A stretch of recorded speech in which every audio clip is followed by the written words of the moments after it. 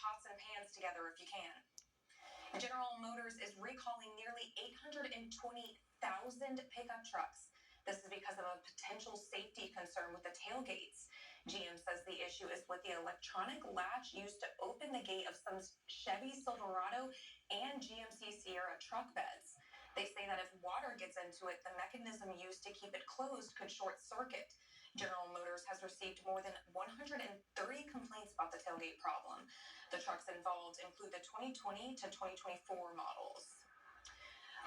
Weather specialist Nick Dunn joins us now with your Storm Center 7 forecast. Nick, it was kind of a gloomy day. Not too bad, though, weather-wise. Yeah, I mean, you were still able to get out there and try to take advantage of, at least the temperatures weren't too bad, at least. And I think we're going to repeat the same thing tomorrow, but a little warmer as well. So we'll take you out to Xenia here late this evening. You do notice that the wind is really not blowing too much there on the clouds, and the roads are dry, so people are moving along pretty well out there late this evening, which is good. And live Doppler 7 shows we have no precipitation falling anywhere across the Miami Valley.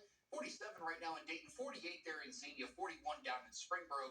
Richmond's checking in at 34, and they're actually reporting a little bit of fog out there late this evening. And Wapakoneta checking in at 45 degrees. And speaking of fog, here's a look at visibility right now. This is nothing compared to this morning, but you'll notice Richmond is already down to a third of a mile, and Oxford is down to 0 miles of visibility at this time. So we're seeing a little bit of patchy fog. I don't think it's going to be as widespread as it was earlier today, but don't be surprised if you encounter a little bit of that late through tonight.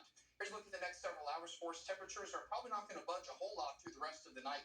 Middle 40s for most of us, and I do think we'll see some patchy fog through the rest of the night, and eventually some sunshine. We'll finally start to peak out tomorrow, but it may be a little while as we were waiting on these pesky clouds to really start to break up for us. If you're getting out and about the next couple of days, just like today, despite the cloud cover, you were probably able to take advantage of it, and I think you have a much better chance to do that tomorrow and Monday before rain returns for us on Tuesday. So make sure you keep the rain gear handy because Tuesday's looking pretty wet, and also Wednesday also looking kind of wet for us as well. Here's a look at our temperature trend over the next 5 days. Now, keep in mind, our typical high is 46, and look at Monday's high, 74 degrees. That's almost 30 degrees above average. It is kind of short-lived, though, as we're back to a little bit closer to reality by Wednesday and Thursday, but even those highs in the middle 50s are above normal for this time of the year across the Miami Valley. So maybe break out the shorts, open up the windows, if you can get past the chances of rain.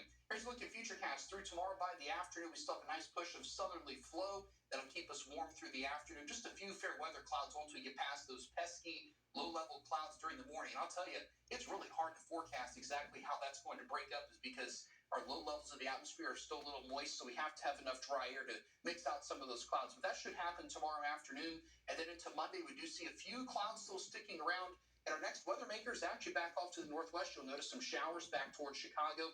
That's going to start to move our way as we get into Monday night and Tuesday, but it's a very slow process. I mean, you're looking at over 24 hours it takes for that to move into our area. By Tuesday afternoon, showers and a couple of thunderstorms are moving through.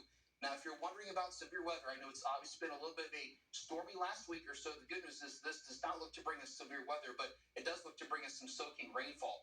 How much rain could we see? Well, through Tuesday night, we're looking at about 1/10 to 1/4 of an inch on average, and then another round of steadier rain overnight into early Wednesday. That looks to bring us maybe upwards of 1/2 of an inch or more of rain. So some of our rainfall totals through late Wednesday could exceed 1 inch in some locations. For tonight, though, we're down to 42 degrees with some patchy fog and cool temperatures. Again, I don't think it's going to be as widespread as it was this morning, thankfully, but just keep that in mind tomorrow morning if you have any church or breakfast plans. And speaking of tomorrow, we're up to 64 degrees. And you see the cliffhanger here going up the hill. That is 18 degrees above average. And if that wasn't warm enough for you, getting that high on Monday, 74 degrees, I think we'd fall just shy of the record of 77. Into Tuesday, showers and a couple thunderstorms there. We do start to cool off a little bit, and some drier weather returns by Thursday before another chance of showers returns for Friday and even into Saturday as well. All right, Nick, I am looking forward to Monday. For up-to-date weather updates and alerts, download our free WHIO weather app. It will help you keep up with everything Mother Nature throws your way. Just scan the QR code on your screen or search it up in your app store. News Center 7's James Brown stopped and talked to a man who is making a difference at a local school and what he has accomplished in his life.